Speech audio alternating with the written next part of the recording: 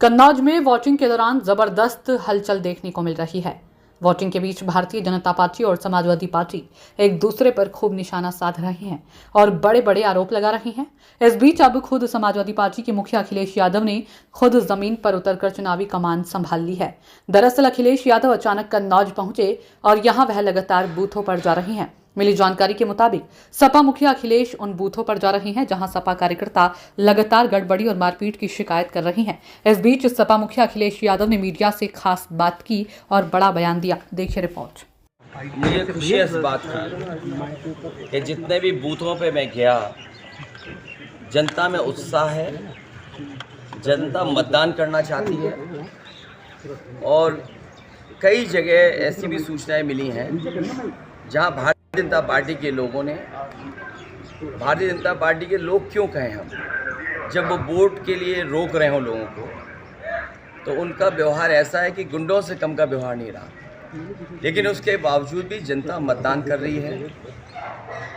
जो लोग ये सोचते हैं कि वोट से नहीं जीता जा सकता है, खोट से जीता जा सकता है, ये खोट से जीतने वालों को जनता अपने वोट से जवाब देने जा रही है। और इस बार इनके खिलाफ 140 करोड़ लोग हैं, 40 करोड़ देशवासी इनके खिलाफ हैं।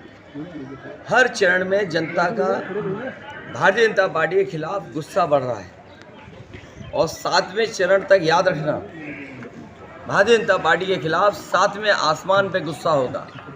ये पहला चुनाव देखने को मिला है जहाँ जनता चुनाव लड़ रही है। इनके पास कोई जवाब नहीं है जनता के सवालों का। और 4 जून के बाद देखिएगा आप, सीमाएं सुरक्षित रखिएगा। भारतीय जनता पार्टी के लोग कहीं देश छोड़ के ना भागें, सीमाओं को भी सुरक्षित रखना पड़ेगा। भारतीय जनता पार्टी के लोग सीमाएं छोड़ करके ना जाएं। जो लोग वोट से और लोकतंत्र से घबराते हैं, वही लोग ताकत और नोट और खोट से चुनाव में परिणाम अपने पक्ष में लाना चाहते हैं। लेकिन मैं बधाई दूंगा न केवल कन्नौज की जनता को, बल्कि इस क्षण में जहाँ जहाँ मतदान हो रहा है, जनता बदलाव के लिए, भारतीय जनता पार्टी को हटाने के लिए, लोकतंत्र को बचाने के लिए मतदान कर रही है। अखिलेश जी क्या सत्तारूढ़ दल प्रशासनिक मशीनरी का दुरुपयोग कर रहा है? देखिए, ये नई चीज़ नहीं है बीजेपी के लिए।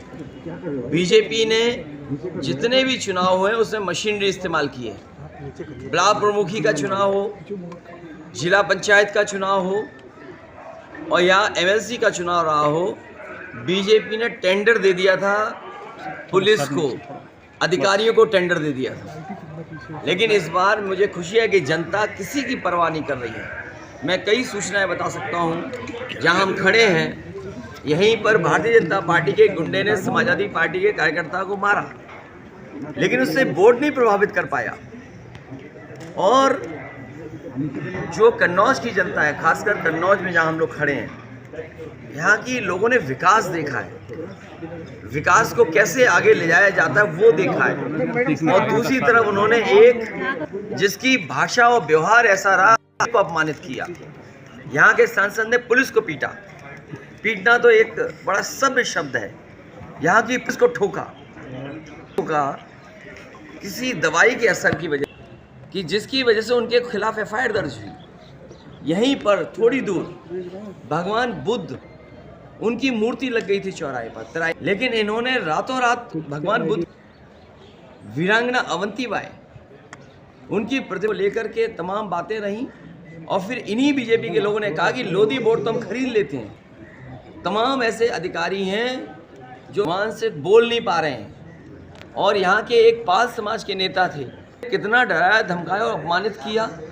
तो जिस पार्टी के खिलाफ साग के मतदाता हो, जिस पार्टी के खिलाफ लोधी राज, जिस पार्टी के खिलाफ पाल समाज हो, जिस पार्टी के खिलाफ जनता के आम लोग हों, जिस सांसद और पार्टी के खिलाफ यहाँ का एक एक इत्र का व्यापारी हो, कन्नौज कभी खराब भाषा के लिए नहीं जाना जाता था। यहाँ का इतिहास सुगंध से रहा, परफ्यूमरी रहा और परफानी है।